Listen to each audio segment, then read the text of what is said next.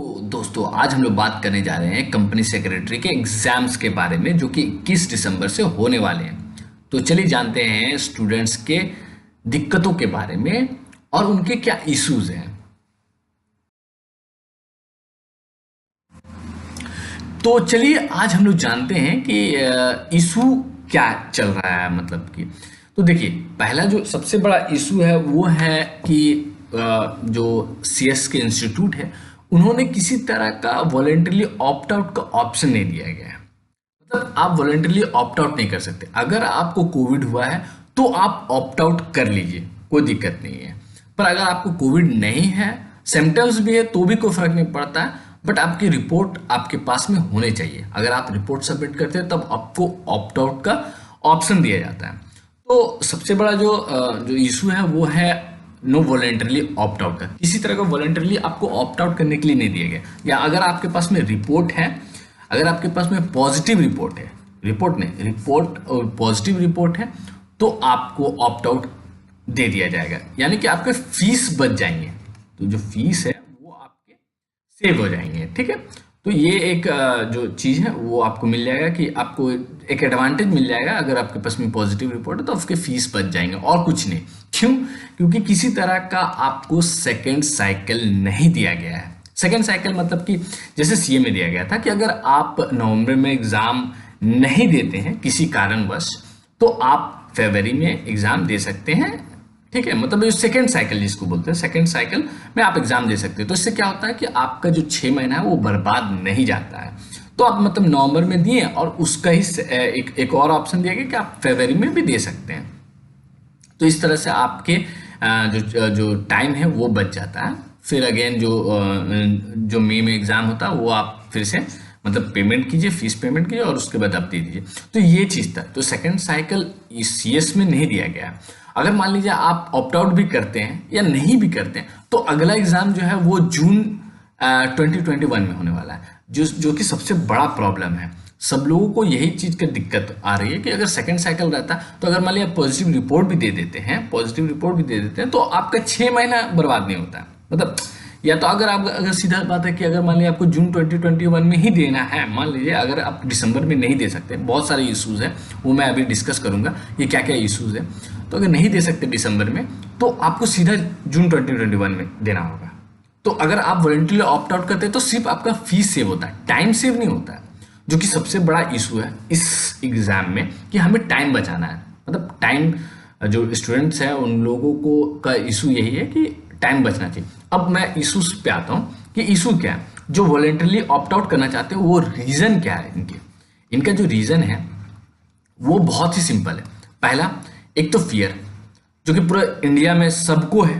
तो ऑब्वियस बात है कि सीएस के जो स्टूडेंट्स है वो कोई परमात्मा या फिर मतलब महात्मा तो है नहीं कि वो बिना मतलब दिलेर इंसान तो है नहीं कि बस निकल लिए एग्जाम देने के लिए सर पे कफन बांध के।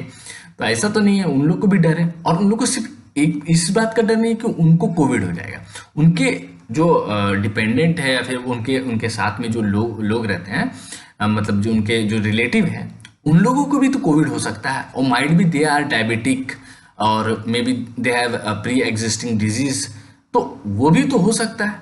तो इस वजह से भी फियर है कि उनके वजह से उनके कोई रिलेटिव को अगर कुछ हो जाता है इस तरह का कोई डेंजरस डिजीज, तो ये सही नहीं है ना। और दूसरा जो सबसे बड़ा रीज़न है वो है बहुत लोगों को एग्जामिनेशन के लिए जो प्रिपरेशन के लिए जो टाइम था वो मिल नहीं पाया। बहुत किसी को स्टडी मटेरियल टाइम पे नहीं मिल पाया, बहुत किसी ने कोचिंग नहीं कर पाई। ऑनलाइन क्लासेस में क्या ही पढ़ाया होता है वो तो सब जानते हैं। तो इस तरह के भी इश्यूज बहुत सारे लोगों को आ रही हैं। और बहुत सारे लोग तो कोविड से संक्रमित भी थे, तो जिस वजह से वो लोग मेंटली प्रिपेयर भी नहीं कर पाए। तो ये कुछ रीज़न है, ठीक है। और सेकंड साइकिल का वही बात है, ये जो इशू है वो सिंपल सा बात है कि अब एक जो सबसे बड़ा जो सवाल आता है कि सीएस जो है वो एग्जामिनेशन क्यों कराना चाहते हैं या फिर इतने डेंजरस टाइम में क्यों करा रहे हैं। तो चलिए देखते हैं। तो चलिए हम लोग बात करते हैं कि why ICSI eager to take examination में क्यों लेना चाहते हैं। तो देखिए इसका सबसे बड़ा कारण है रेवेन्यू। अगर मान लीजिए सीएस एग्जामिनेशंस ना लिए तो उनको रेवेन्यू में घाटा होगा। ये तो मतलब ये बात तो सबको पता होगी, पर कितना घाटा होगा या फिर क्या हो सकता है उसका, तो उसका विश्लेषण मैं लेके आया हूँ। तो चलिए जानते हैं कि अगर इंस्टीट्यूट जो है उनका जो रेवेन्यू है वो कहाँ से आता है। तो चलिए देखते हैं कि उनका जो बैलेंस शीट है, उनका जो एनुअल रिपोर्ट है, उससे मैंने कुछ एक्सट्रैक्ट किया है, कुछ पेजेस एक्सट्रैक्ट किया। और वो ये कुछ इस प्रकार का है कि जो इनकम फ्रॉम एक्टिविटीज़ है वो कुछ वन इतना करोड़ रुपीस के आसपास में है, 111 करोड़ रुपीस के आसपास में है। और कुछ फिगर्स है आप देख सकते हैं, इन्वेस्टमेंट से कुछ पैसे हैं और अदर इनकम से कुछ पैसे हैं, ठीक है। और जो एग्जामिनेशन के एक्सपेंसेस है वो कुछ है 14 करोड़ के आसपास में, ठीक है। तो ये चीज है इनका ये। अब हम लोग देखते हैं कि जो इनकम फ्रॉम एक्टिविटीज है उसमें क्या क्या चीज इंक्लूडेड है। तो देखिए ये जो नोट है उसमें क्या दिया है कि जो एनुअल फीस है फ्रॉम मेंबर्स वो आते हैं कुछ 15 करोड़ रुपीस, अदर फीस से आते हैं 73 लाख रुपीस, ठीक है। तो पर रजिस्ट्रेशन फीस में आप देख सकते हैं कितना रुपया आ रहा है, पर हम लोग को जो मेन चीज देखना है वो है ये एग्जामिनेशन फीस, उससे आ रहे हैं 31 करोड़ रुपीस। OMG, ठीक है। मतलब कि जो सबसे ज्यादा जो रेवेन्यू है वो आ रहा है एग्जामिनेशन फीस से, आप देख सकते हैं इस चीज को। और जो इनकम फ्रॉम स्टूडेंट है, जो स्टूडेंट से जो कमाई है वो आप देख लीजिए 77 करोड़ रुपीस। और कुछ इसमें आ रहा है, कुछ अलग अलग रिसोर्सेस, कुछ अलग अलग सोर्सेस से कमाते हैं। बट जो सबसे बड़ा इनकम है वो है इनकम फ्रॉम स्टूडेंट से, और उसमें उस सेक्शन में भी सबसे ज़्यादा जो इनकम है वो है एग्जामिनेशन फीस में। तो अब आपको समझ में आ गया होगा कि जो एग्जामिनेशन कंडक्ट कराना कितना ज़रूरी है इंस्टीट्यूट के लिए। तो अब आपको समझ में आ गया ये चीज़। अब मैं दिखाता हूँ कि जो एक्सपेंडिचर है वो कितना होता है एग्जामिनेशन, वो होता है सम अराउंड 14 करोड़ रुपीस, ठीक है। तो 14 करोड़ रुपीस का जो है वो एक्सपेंसेस है और 31 करोड़ रुपीस का कुछ इनकम है। तो ये प्रॉफिट है, 16 करोड़ रुपये। तो प्रॉफिट बहुत ज़्यादा है, मतलब इंस्टीट्यूट का एक बहुत ही भारी परसेंटेज जो है वो आता है, प्रॉफिट जो आता है वो एग्जामिनेशन कंडक्ट कराने की वजह से ही आता है। तो इस चीज़ को आप समझ गए होंगे कि इंस्टीट्यूट जो है उनके लिए क्यों ज़रूरी है एग्जामिनेशंस कंडक्ट कराना, ठीक है। बट मेरा मानना ये है, मेरा ये पर्सनल ओपिनियन है कि देखिए एक्चुअली में जो देश है, पूरा देश कोविड से जूझ रहा है, ठीक है ना। तो इसमें जो पीएम, हमारे जो ऑनरेबल पीएम है, उन्होंने कोविड कर दिया, लॉकडाउन जो अनाउंस कर दिया था। उनको पता था कि बहुत सारे लोगों का जो एम्प्लॉयमेंट है वो खतरे में आ जाएगा, बहुत सारे लोग की मतलब बहुत सारे लोगों को फाइनेंशियल बहुत लॉस होगा। बट स्टिल हमारे पीएम ने लॉकडाउन लगाया। इसका वजह ये था कि सिर्फ एक वजह था, वो था हमारे देशवासियों की हेल्थ। जो हेल्थ थी वो प्रायोरिटी थी। हमारी प्रायोरिटी जो थी, जो पीएम हमारे देश की जो गवर्नमेंट है और भी अदर जो, उनके लिए हेल्थ जो था सबसे बड़ा इशू था। और ऐसा नहीं है ना कि अब कोविड खत्म हो चुका है, दिसंबर में मतलब बिल्कुल खत्म हो गया है, अब कंडक्ट करा सकते हैं स्मूथली, तो ऐसा नहीं है। अभी भी वो हेल्थ इशू तो है ही, पर कुछ और भी इश्यूज हैं जो इस एग्जामिनेशन में आपको देखने को मिलेगी। चलिए बात करते हैं उन सारे इश्यूज के बारे में। तो चलिए हम लोग बात करते हैं कि is it possible to conduct the examination smoothly. मुझे ऐसा नहीं लगता है, क्योंकि ये इंस्टीट्यूट के लिए भी कोई आसान काम नहीं होगा स्मूथली कंडक्ट कराना, और स्टूडेंट्स के लिए भी बहुत ही ज़्यादा मुश्किल होने वाला है।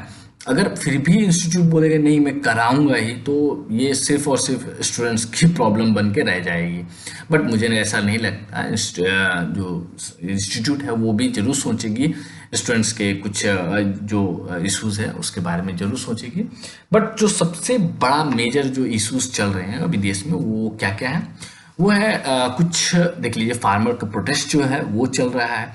हो सकता है इन फ्यूचर, या फिर हो सकता है मतलब जो उन लोगों ने कहा है कि 14 दिसंबर को कुछ करने वाले हैं, तो हो सकता है इन फ्यूचर अगर मान लीजिए बात बन गई तो बड़ी बहुत बहुत बहुत अच्छी बात है।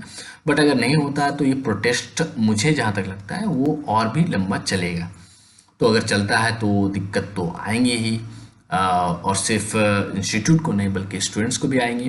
खैर, फार्मर्स के जो प्रोटेस्ट चल रहे हैं उनकी उनके भी कुछ अलग इश्यूज होंगे जरूर, तभी वो लोग भी प्रोटेस्ट कर रहे हैं। फार्मर्स के जो प्रोटेस्ट है उसके बारे में हम लोग कुछ अगले वीडियो में या फिर किसी और वीडियो में हम लोग बात करेंगे कि उनके क्या इश्यूज चल रहे हैं। पर अभी हम लोग फोकस करते हैं कंपनी सेक्रेटरीज के इश्यूज के बारे में, तो उस पर हम लोग फोकस रखेंगे।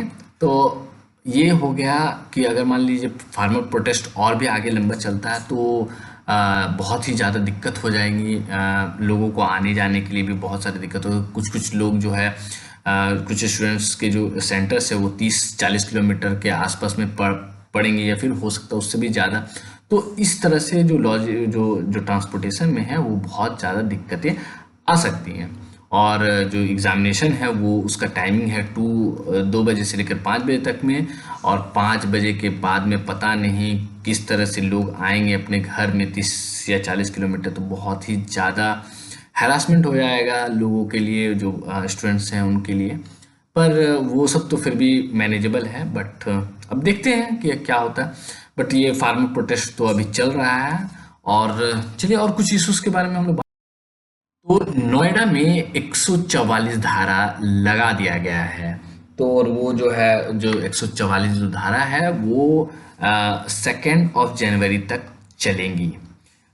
और देखिए एक बहुत ही इंटरेस्टिंग फैक्ट ये कि जो सीएमए के जो एग्ज़ाम्स है वो 3 जनवरी से होने वाले हैं। मुझे लगता है, मुझे जहाँ तक लगता है कि ये वन ऑफ द रीज़न रहा होगा सीएमए के एग्ज़ाम्स को ना कंडक्ट कराने के लिए, बल्कि वो तो ऑनलाइन कंडक्ट करा रहे थे, फिर भी मतलब इतनी दिक्कतें आ रही हैं। पर और जो सीएस के जो एग्ज़ामिनेशन है वो तो सेंटर्स में जाके ही देने पड़ेंगे, तो कितना सारा दिक्कत आ सकता है। तो मुझे जहाँ तक लगता है ये एक बहुत बड़ा रीज़न हो सकता है, जो कैंडिडेट जो स्टूडेंट्स उस साइड्स में होंगे, ठीक है। तो ये दिक्कत तो आएगी, इसको अब कैसे टैकल करते हैं वो देखना होगा। बट मुझे लगता है, देखिए क्या होता है मैं ये नहीं कह सकता, बट ये बहुत मेजर इशू है एग्ज़ाम्स कंडक्ट कराने के लिए। पर अब चलिए हम लोग देखते हैं और भी कुछ इशू। तो आप समझ चुके होंगे कि कितना ज़्यादा प्रॉब्लमेटिक होगा ये एग्ज़ामिनेशन। मुझे जहाँ तक लगता है कि इंस्टीट्यूट एग्ज़ामिनेशंस को पोस्टपोन कर सकती है, और पोस्टपोन करेगी, और मतलब और अगला डेट जरूर निकालेगी। बट तब तक के लिए आप लोग पढ़ाई जो है छोड़े ना, जो भी सीएस के स्टूडेंट है वो प्लीज़ कंटिन्यू स्टडी। हाँ, और जितना हो सके आप अच्छे से प्रिपेयर करें। जो और इंस्टीट्यूट है उनको दोनों चीज़ों पे जो सबसे बड़ा जो इशू है वो है टाइम एंड हेल्थ। तो इन दोनों पे ध्यान देना चाहिए, और जैसा स्टूडेंट्स के लिए और इंस्टीट्यूट के लिए जो ज़्यादा अच्छा हो। क्योंकि देखिए इंस्टीट्यूट के लिए सिर्फ एक इशू है, वो है एक्सपेंसेस, जहाँ तक मुझे लगता है, ठीक है, कि 2 साइकिल कराएंगे तो डबल एक्सपेंसेस पड़ जाएगा, ठीक है ना।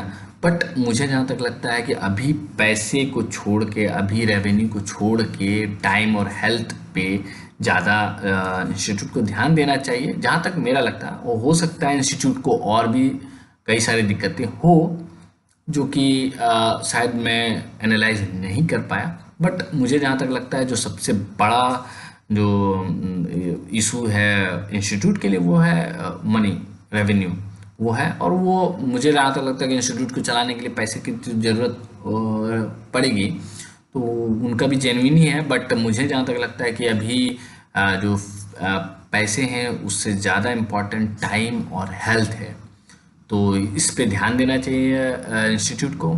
और कुछ और अपडेट आता है तो मैं आप लोगों के लिए वीडियो ज़रूर बनाऊंगा। तब तक के लिए thank you, have a nice day. और अपने दोस्तों के साथ में, अपने सीएस के दोस्तों के साथ में इस वीडियो को शेयर करना ना भूलें। तो thank you very much, have a nice day.